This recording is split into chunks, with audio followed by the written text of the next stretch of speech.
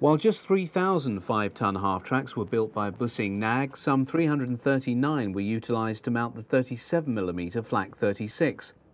As with all the half-tracks modified as flat carriages, the troop compartment was replaced by a flatbed with drop sides. Ammunition was carried in a trailer.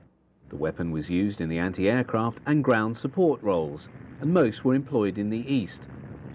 These 5-ton half-tracks are serving with the flak battalions of the 2nd SS Panzer Grenadier Division on the advance of the SS Panzer Corps during the Kursk offensive in July 1943.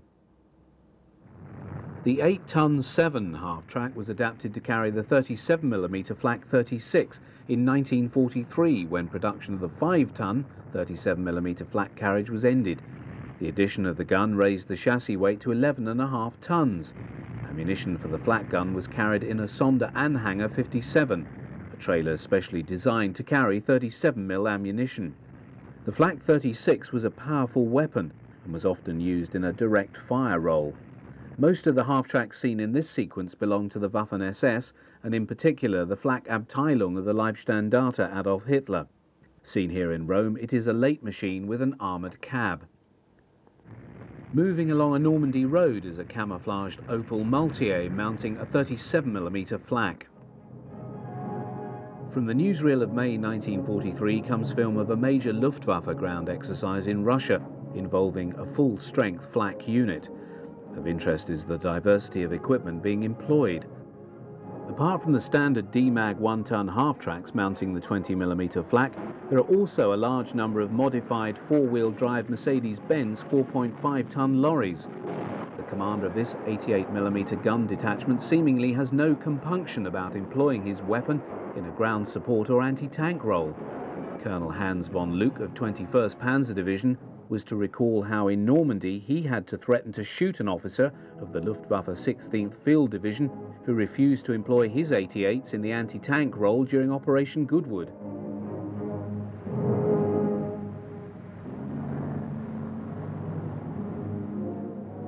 The period when this film was taken is significant.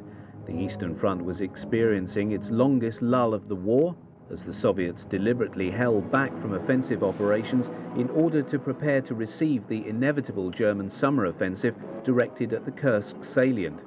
The period prior to July the 5th, when Operation Citadel was finally launched, marked one of the most rigorous periods of training and exercises undertaken by the German armies in the East. The supposition is that this unit is waiting to take part in the operation. Although Luftwaffe command of the air was no longer assured in Russia, the Red Air Force had yet to achieve the dominance that it would in the future. Luftwaffe flak units would under such circumstances be more likely to find themselves firing on tanks instead of aircraft. That, however, would very soon change.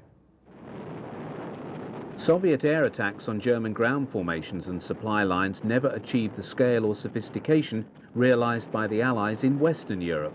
However, the loss of command of the air in the east did render German forces far more vulnerable, and throughout that period Soviet air assaults began to increase in scale. As German ground defence was increasingly based upon mobile forces, the demand grew for far more flak vehicles able to deal with the problem. In the west, Allied air dominance was overwhelming. D-Day onwards saw a wave of Allied air operations in which fighter bombers roamed across France and the Low Countries, strafing any German ground traffic that could be found. In this typical example, United States Army Air Force P-38 Lightnings and P-47 Thunderbolts fly in low to hit German positions. In the total absence of the Luftwaffe, all the German army could rely upon was flak to protect themselves. But more was always needed, and the demand was that it should be mobile, based upon full-tracked chassis. It was also becoming very clear that many Allied aircraft were now so well protected as to no longer succumb to hits from 20mm flak. Heavier weapons were demanded, with 37mm being the operative calibre to enable Allied aircraft to be brought down in greater numbers. Out of these demands emerged a new generation of German flak panzers. Some were stopgap, placed into service pending production of more sophisticated and powerful types. Examples such as the Kugelblitz and Panther Kolien employed heavier calibre and much faster firing weapons, but none of these reached service before Germany's defeat in May 1945. The Wirbelwind emerged towards the end of 1943 as a fully tracked anti-aircraft tank employing the chassis and body of a Panzer IV. A purpose-built 16mm armoured turret had been designed within which the crew of the 20mm flak Vierling could operate the gun with a degree of protection. The Wirbelwind are operating on the German border in the vicinity of Metz in late 1944. They're firing on American bombers, and the hail of 20mm cannon shells sent up by the Wirbelwinds has claimed an American B-26 Marauder bomber.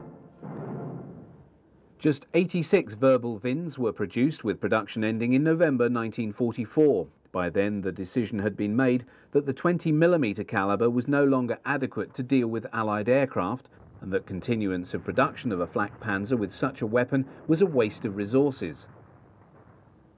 Replacement for the Wirbelwind was the Ostwind, which employed a single 37mm flak 43 in a similar turret and mounted on a converted Panzer IV. The flak 43 was also employed in another Panzer IV conversion with a four-sided superstructure that could be dropped for firing. It was named the furniture van for obvious reasons. 240 were produced until March 1945. Both Ostwind and Mobilwagen were to have been replaced by the Kugelblitz, mounting two rapid-fire 30mm cannon in a new turret, but the war ended before it could be produced in any number. Seeing service in the closing months of the war was the drilling anti-aircraft half-track based on the 251D. Armament was three 15mm cannon obtained from obsolete Luftwaffe stocks, which were then attached to a pedestal mount and placed inside the hull of the half-track. All three barrels firing could spew out 2,100 rounds per minute. Those seen here are on the Oder front in March 1945. At the outbreak of war in 1939, the 88mm gun in its various versions, namely the 18, the 36 and the 37, formed the backbone of Germany's air defence system at home and in the Wehrmacht abroad. In its primary role of anti-aircraft gun, the 88mm could fire up to 15 rounds, each weighing 20 pounds, every minute. This is being demonstrated by a Waffen-SS flak crew serving in Russia in the late summer of 1941. Accurate tracking of the Soviet aircraft and the use of rangefinders allow the gunners to place their shells close to the enemy plane. On this occasion, they're also employing a single 20mm flak 30 alongside the 88. The rounds tell as a Soviet bomber, almost certainly a Tupolev SP-2, is hit and plunges downwards, disintegrating during its final dive.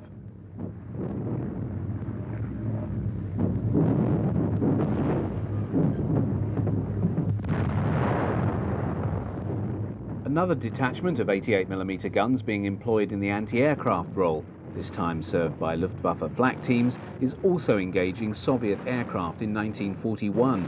Significantly, the barrels of these 88s carry tank kills, so these Air Force personnel are already experienced employing them as anti-tank guns. In 1941, the Army launched a program to mount the 88mm flak on a track chassis. The resultant Sonderfahrgestell emerged in late 1942 with an 88mm flak 37 gun, and in 1944 the same chassis was employed to mount the more powerful 88mm flak 41. Once again, the design did not progress to production. The flak 41 had been designed by Rheinmetall Borsig and was rarely filmed, just one being seen here employed in the anti-tank role in March 1945. Developed secretly in substitute for the heavy artillery denied them under the Versailles Treaty, the German Army investment in multi-barreled rocket mortars was to provide them with a weapon of great utility in the Second World War. From first employment, it was realized that they were a weapon of psychological as well as destructive impact. The first type to see service in 1941 was the 150mm Werfer, 6 mortar tubes mounted on a Pak-38 chassis, ripple-fired every 2 seconds. The larger, heavier 280 and 300mm rockets introduced in 1942 were also ripple-fired in 6s, but from a wheeled, open-framed, heavy-duty launcher. The heaviest rocket also appeared in 1941 and utilized a crate-like launcher mounted on the ground and raised up to fire. These 320mm Werfers with incendiary warheads are being used for bombardment in the Warsaw Uprising. The real measure of the importance of these weapons to the German army can be seen in the growth of Werfer troops from 2,000 officers and men in 1939 to 135,000 in 1945. Such growth mirrors the effectiveness of these weapons. A battery of 6 150mm launchers could let fly a salvo of 36 rockets in 10 seconds, with the second following just a minute later. As the war progressed, Werfers were massed in large numbers. A mixed brigade with 384 150mm barrels and 325 210mm barrels could saturate a target area with 6 tons of warheads in 5 seconds, repeating the process just a minute later. Conventional artillery needed 81 batteries of guns to achieve the same effect. The explosive impact of these weapons was also matched by the concussive effect. Werfers were not without their limitations, however. Their employment so close to the front line drew heavy enemy fire down upon them, and losses among Werfer troops were high. Werfer batteries were vulnerable before and after a launch. Film from Normandy shows how a battery, once towed to its firing position by half-tracks, then took some time to prepare to launch. Once loaded and fired, the flame and smoke trails left by the rockets marked out the position for eagle-eyed forward artillery observers. In Normandy, British counter-battery fire was very quick. Often Werfer crews were caught in artillery strikes as they packed up to move off to a new site. While the effect of these weapons could not be denied, the German army recognized the need to confer greater mobility on Werfer units to increase their effectiveness.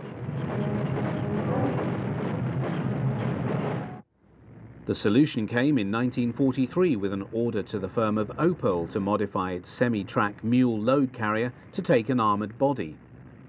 The half-track armoured lorry produced by Opel in response to the army requirement employed the chassis of the company's basic Multier vehicle, to which they added an armoured body. The rocket launcher was a specially developed 10-tube type, and the ammunition carried allowed the vehicle to launch 2 salvos before a full replenishment was needed. These were obtained from resupply Multiers. Opel manufactured 300 of the Panzerwerfers and 289 resupply vehicles. A deployed battery of 8 Panzerwerfers could launch 80 rockets in 20 seconds.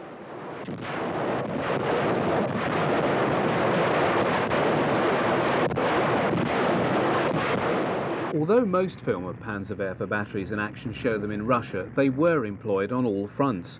Many vehicles were attached and detached from Panzerwerfer brigades as need arose.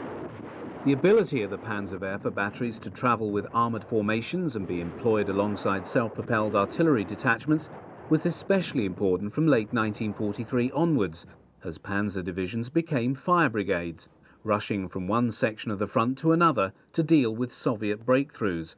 Their ability to be on hand to bring down a rapid and devastating barrage on the enemy prior to a counterattack was a most highly valued military asset. Forerunner of the Panzerwerfer was the 251 half-track, fitted out to carry 6 of the larger 280 or 320mm rockets in wooden or metal frames, attached to movable base plates on the sides of the vehicle.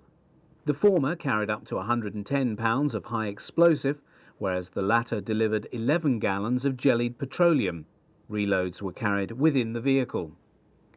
In operation, they functioned much as Panzerwerfers, excepting for the less effective method of firing and lower number of rockets launched. Unlike the Panzerwerfer, the rockets could only be aimed by pointing the whole vehicle at the target. Only the angle of the launcher frame could be changed. In other respects, the spectacle and sound was as for the same. These are late model 251Ds operating on the German-Dutch border late in 1944.